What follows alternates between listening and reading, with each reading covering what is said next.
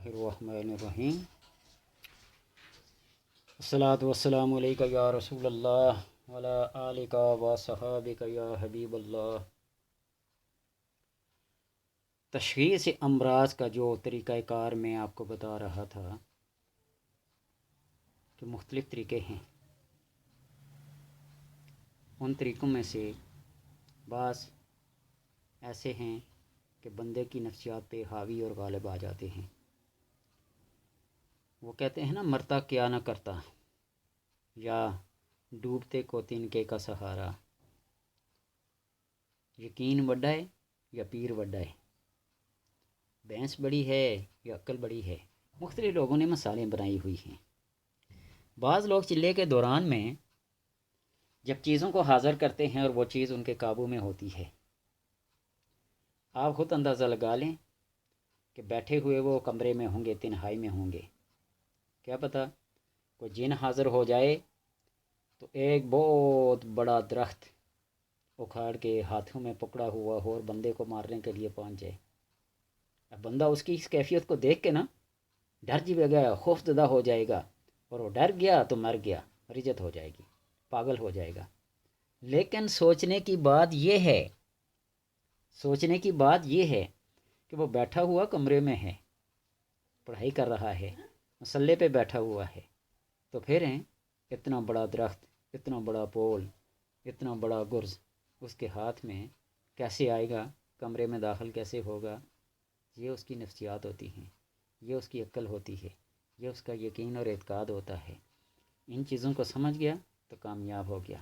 اگر کمزور اعتقاد، کمزور دل، کمزور یقین، بغیر کسی سہارے کے اس نے یہ کام کرنا شروع کر دیا، ڈر گیا تو مر گیا، سمجھ گئے؟ تو اس لیے یہ باتیں بڑی سوچ سمجھ کی ہوتی ہیں۔ قمیض پہ کوئی کلام پڑھ کے دوسرے کو پتہ ہی نہ چلے، یہ چیز دیکھیں اتنے انگیٹھے لمبی ہو گئی، اتنے انچ لمبی ہو گئی، اتنے انچ کم ہو گئی، یہ آپ کے ساتھ جن ہے، یہ آپ کے ساتھ بھوت ہے، یہ آپ کے ساتھ فلاں ہے۔ شبدہ بازیاں بھی ہوتی ہیں، کلام کا اثر بھی ہوتا ہے، اور لوگوں کی نظروں سے بچا کر کوئی کام کرنا بھی کچھ ہوتا ہے۔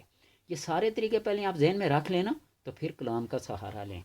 وہ جس طرح مولانا روم رحمۃ اللہ تعالیٰ نے لکھا ہے نا کہ ایک سپیرا جب اپنی بین بجانے کے ساتھ، اپنی اس بانسری بجانے کے ساتھ ساتھ سانپ کو قابو کرنے کی کوشش کرتا ہے، تو سانپ کو وہ آواز بہت پسند ہوتی ہے، تو وہ اپنا تن من دہن سب سپرد کر دیتا ہے۔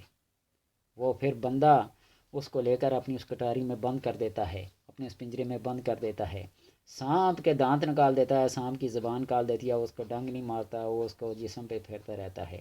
وہ کلام کا اثر ہے۔ لیکن پتہ ہے سانپ کیا کہتا ہے اسے کٹارے میں آتے ہوئے؟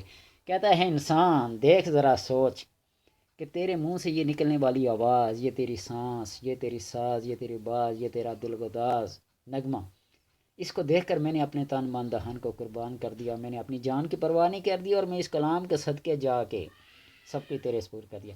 لیکن انسان، کبھی تو نے بھی اپنے رب کے کلام کو سن کر، کبھی اپنا تن من دہن اپنے رب کے حوالے کیا، اس کی باتوں پہ عمل کیا، اپنے رب کے بتائے ہوئے احکامات کو مانا؟ یہ باتیں ہیں، یہ تشخیص امراض کہ معمولی نہیں ہے، یہ رب کی دین ہے۔ کلام اثر کرتی ہے، لیکن کلام کے پڑھنے والا، کلام کے چلانے والا کوئی ہو، اس کو کلام سمجھ کے پڑھے، سمجھے نا؟ تو یہ جو چیزیں ہوتی ہیں نا، میں آپ کو ایک طریقہ بتاؤں، سورہ الناس، اس کو پڑھ کے دیکھیے، قل اعوذ برب الناس، بالناس بالناس بالناس بالناس 7 دفعہ پڑھیں، مالک الناس، کناس کناس کناس، اس طرح 7 دفعہ ہر جہاں الناس کا لفظ آئے گا اس کو ساتھ ساتھ پڑھ کے سورہ الناس کو مکمل کریں۔ اس سے پہلے اس بندے کو پانی پلا دیں، پانی کا ذائقہ اس سے پوچھ لیں، پانی کا رنگ، بو، ذائقہ، 3 چیزیں ہوتی ہیں، اس سے پوچھ لیں، اور پھر پڑھنے کے بعد، پھونک مارنے کے بعد اس طریقے سے 7 بار، تو پھر سورہ الناس اس کو پڑھائیں، رنگ، بو، ذائقہ جیسے تبدیل ہوگا اس سے پوچھ لیں، پھر اس کے بعد اس کا حکم لگائیں کہ آپ کے ساتھ جنات ہیں، بھوت ہیں، یا جسمانی مرض ہیں، یا کیا ہے۔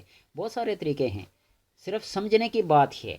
عقل مند کے لیے اشارہ کافی ہوتا ہے، اور کہتے ہیں نا کہ ایک شیر اگر عقل ہو تو 10 من باتوں کو سمجھ سکتا ہے، سمجھے نا؟